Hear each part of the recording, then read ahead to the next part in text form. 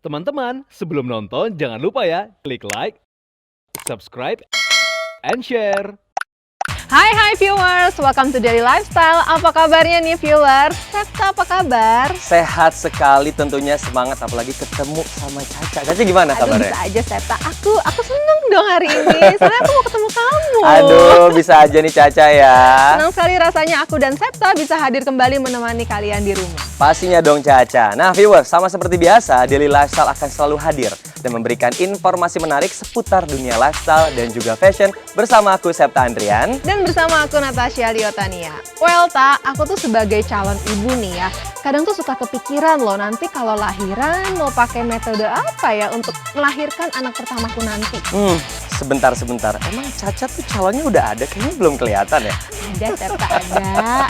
Ada di dalam mimpiku. Oh, oke. Kan ada di sebelah kamu nih calonnya, bukan ya? Bukan. Oke, anyway Ca, kemarin aku sempat denger metode persalinan yang lagi tren banget di kalangan selebrita nih. Katanya ini bisa dibilang proses pemulihannya tuh cepet banget loh Ca, nggak sampai 24 jam. Wah, keren banget dong ya. Metode apa tuh ya, Tak? Kali aja metode ini bisa aku terapin nanti ya kan? Wah, ini bagus banget sih ya, aku mau kasih tahu sama kamu. Tapi kayaknya mending kita lihat dulu penjelasan pastinya dari para ahli untuk metode ini Ca. Nah, yang pasti langsung aja kita lihat informasinya untuk kamu.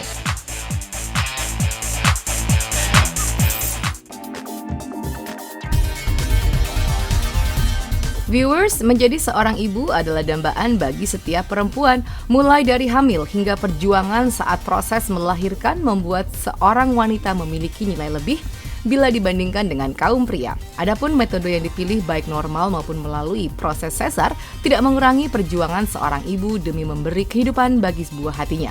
Nah, terkait dengan hal itu, kita akan membahas salah satu metode melahirkan yang belakangan tengah populer, yaitu metode ERAX. Lalu apa itu sebenarnya metode ERAX tersebut? Berikut penjelasan Dr. Risma Maharani dari Rumah Sakit Epasari Hospital. Jadi metode persalinan ERAS itu pertama kita jelaskan dulu mengenai ERAS. Jadi ERAS merupakan singkatan dari Enhanced Recovery After C-Section. Jadi metode ERAS itu sebenarnya hanya metode yang berdasarkan evidence base. Jadi kita kumpulkan kemudian dilakukan penanganan dari preoperatif pasien, intraop sampai postoperatif pasien sehingga pasien penyembuhannya diharapkan lebih cepat dengan metode ERAS. Jadi sebenarnya seksio sesaria itu antara pasien dengan ERAS maupun non-ERAS sebenarnya sama saja untuk penanganan pasiennya. Tetapi dengan metode ERAS diharapkan penyembuhan pasiennya lebih cepat. Jadi pasien lebih cepat recovery, terutama karena pada ibu hamil itu kan merupakan pasien yang sehat. Jadi diharapkan setelah operasi dia dapat sehat, bisa pulih seperti semula dan dapat segera beraktivitas seperti biasa. Jadi sebenarnya ERAS itu hanya metode persiapan pasien dari sebelum operasi, kemudian intraoperasi dengan postoperasi. Jadi tidak ada perbedaan untuk operasinya. Jadi seharusnya tidak ada kekurangan untuk metode ERAS karena efek samping yang dihadapi untuk pasien ERAS maupun non-ERAS sama saja. Ya, berdasarkan penjelasan dari OBGYN Dr. Risma tadi, sebenarnya tidak ada perbedaan antara sesar dan metode ERAX. Hanya saja untuk prosedur ini punya kelebihan lain. Mulai dari preoperasi, intraoperasi itu obat-obatannya lebih berbeda, terutama pada saat pembiusannya. Kemudian untuk post operasinya, yaitu perbedaannya dengan mobilisasinya diharapkan lebih cepat setelah post operasinya. Jadi untuk memilih metode persalinan ERAS ini biasanya sudah dijelaskan pada saat sebelum operasi untuk tindakan yang pasien elektif. Pada pasien elektif atau pasien yang terencana operasinya biasanya sudah dilakukan pemeriksaan lebih dahulu oleh dokternya seperti pemeriksaan laboratorium untuk melihat pasien apakah terdapat kondisi anemia atau tidak. Jika pasien terdapat anemia, biasanya dokter kemudian akan memberikan obat supaya untuk mengoptimalisasi HB-nya. Kemudian pada saat ANC juga ibu akan dijelaskan mengenai metode ERAS itu sendiri, seperti misalnya persiapan untuk puasa pada waktu sebelum non ERAS. Biasanya kan persiapan pasiennya itu puasanya lumayan lama. Nah, pada saat ERAS ini terdapat perbedaan di mana pada saat puasanya lebih singkat, biasanya 6 sampai 8 jam untuk makanan padat. Kemudian sebelum 2 jam sebelum operasi biasanya akan diberikan minuman karbohidrat untuk memberikan energi kepada pasiennya. Sedangkan untuk tindakan intraoperasinya sebenarnya antara ERAS dan non-ERAS tidak terdapat perbedaan untuk tindakan operasinya. Jadi sama saja untuk prosedur operasinya. Untuk pasien post-operasi dengan metode ERAS diharapkan mobilisasinya lebih cepat, kemudian nanti dilepas kateternya juga lebih cepat sehingga pasien itu akan lebih cepat recovery-nya. Kurang lebih seperti itu untuk perbedaan ERAS dan non-ERAS. Setiap ibu punya kondisi tubuh yang berbeda-beda, terutama saat memberikan reaksi terhadap obat-obatan. Lantas apakah prosedur ini memiliki efek samping? Jadi ERAS ini kita tidak bisa bilang gagal ya. Jadi karena pada saat ERAS itu memang pada saat prosedur operasinya biasanya mereka bisa menggunakan obat-obatannya itu lebih low dose gitu karena diharapkan pasiennya itu lebih cepat untuk mobilisasi. Tetapi memang diharapkan pada saat ERAS itu operasinya berjalan dengan lancar, operasinya minim komplikasi seperti komplikasi perdarahan. Dan jika memang pada saat operasi ternyata perdarahan dan karena obat-obatannya low dose dan mau habis dan ternyata operasinya masih panjang, biasanya anestesinya itu akan diganti menjadi general anestesi. Jadi operasi pembiusan umum di mana ibu akan ditidurkan.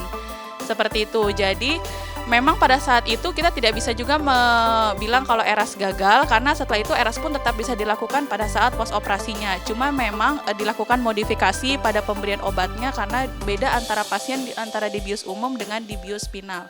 Seperti itu, Mbak. Metode persalinan, kalau untuk membicarakan metode persalinan tentu yang paling baik adalah kalau bisa dicoba lahir normal. Tetapi jika memang ibunya tidak bisa untuk melahirkan normal, memang harus dilakukan operasi dengan tindakan operasi maupun emergensi atau yang direncanakan. Memang untuk saat ini lebih bagus untuk dengan metode ERAS karena dipertimbangkan recovery-nya yang lebih cepat sehingga ibunya juga bisa segera menyusui bayinya, dia edukasi ke ibunya sehingga ibunya juga segera bonding ke bayinya.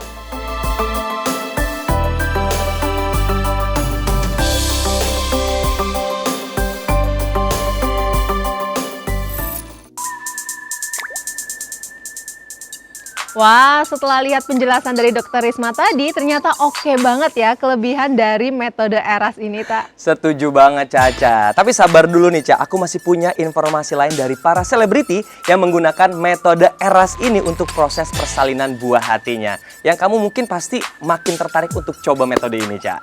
Daripada berlama-lama, kita simak sama-sama tayangannya berikut ini.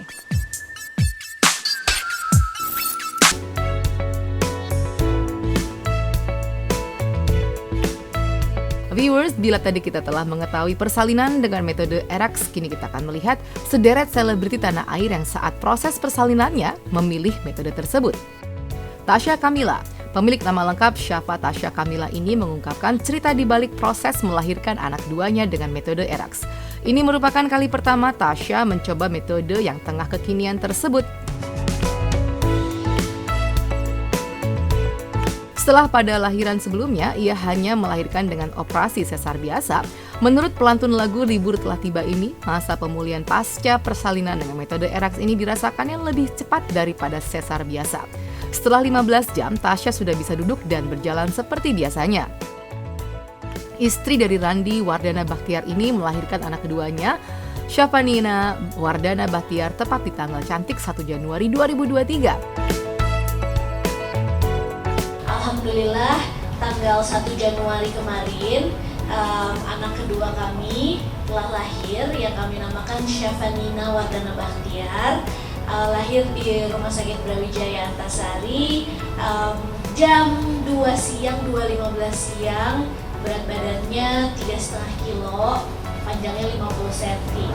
Alhamdulillah lahir dengan sehat dan selamat. Wanita jebolan lulusan S2 Columbia University di Amerika ini sempat mengunggah foto sang baby di feed Instagramnya. Unggahan tersebut dibanjiri like dan comments dari teman-teman, selebriti hingga warganet. Meski ERAS terdengar lebih enak, namun penyanyi kelahiran 22 November 1992 ini merasa ada efek yang berbeda yang ia rasakan dari pengalaman melahirkan anak keduanya ini. Ia sempat mengalami alergi terhadap obat, hingga membuatnya pusing sampai muntah saat operasi berlangsung. Meskipun begitu, Tasya juga menjelaskan efek ini tidak selalu sama dirasakan setiap ibu yang melahirkan dengan metode ERAX. Pasti dengan metode baru, ya pasti ada prosedur yang berbeda juga. Yang beda sih kayaknya kalau dari segi pasien gitu ya, cuma di puasanya doang gitu kan. Karena kita nggak ngerti ya, puasanya lebih singkat gitu dengan metode ERAX ini, yang metode baru.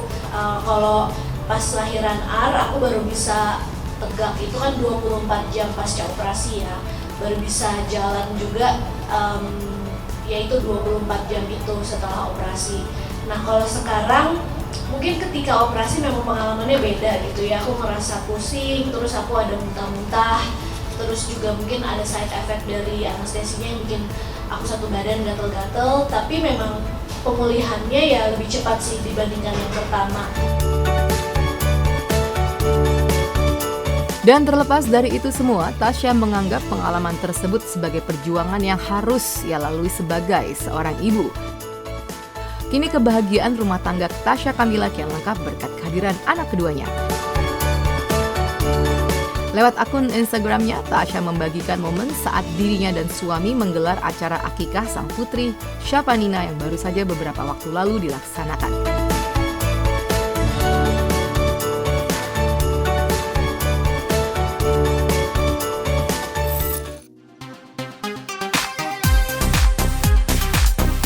Pasangan artis Raffi Ahmad dan Nagita Slavina 26 November lalu mendapat anugerah lewat kehadiran anak keduanya, Rayanza Malik Ahmad. Wanita yang akrab disapa Gigi itu mengakui semula dirinya ingin melahirkan dengan proses persalinan normal. Namun akhirnya wanita 34 tahun itu memiliki metode ERAX untuk mempercepat proses pemulihan pasca operasi agar membuatnya lebih nyaman.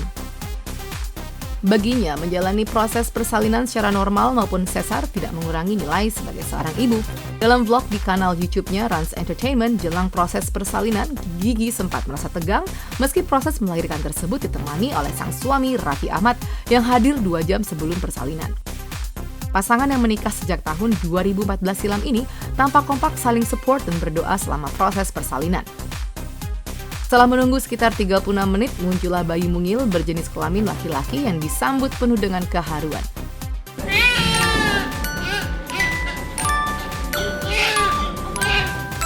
Halo, adek. Hanya dalam waktu 2 jam setelah persalinan, Gigi sudah mampu duduk dan berdiri. Sehari setelahnya, ibu 2 anak ini sudah bisa berjalan dan melakukan aktivitas seperti biasanya. Proses recovery yang cepat ini sempat menjadi sorotan lantaran tak seperti ibu melahirkan pada umumnya. Proses pemulihan wanita kelahiran 17 Februari ini memang lebih singkat dibandingkan proses sesar biasa. Pemulihan pasca operasi yang lebih cepat mempersingkat lama perawatan di rumah sakit. 4 hari setelah persalinan, Gigi kembali pulang ke rumah bersama kedua putranya.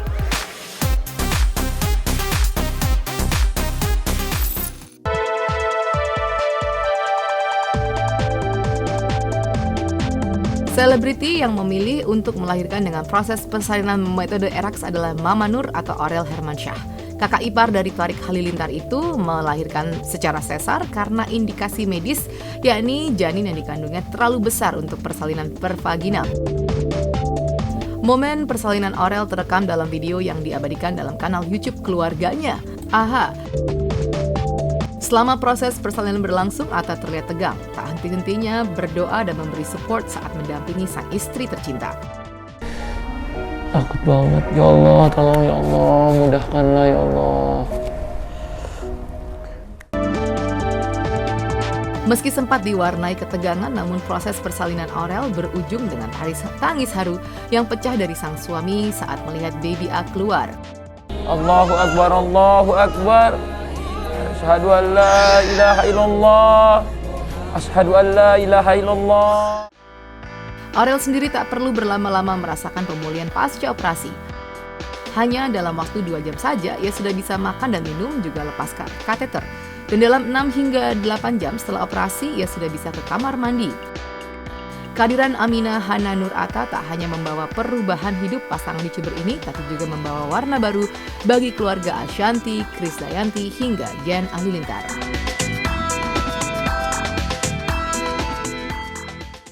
Teman-teman, jangan lupa ya, klik like, subscribe, and share.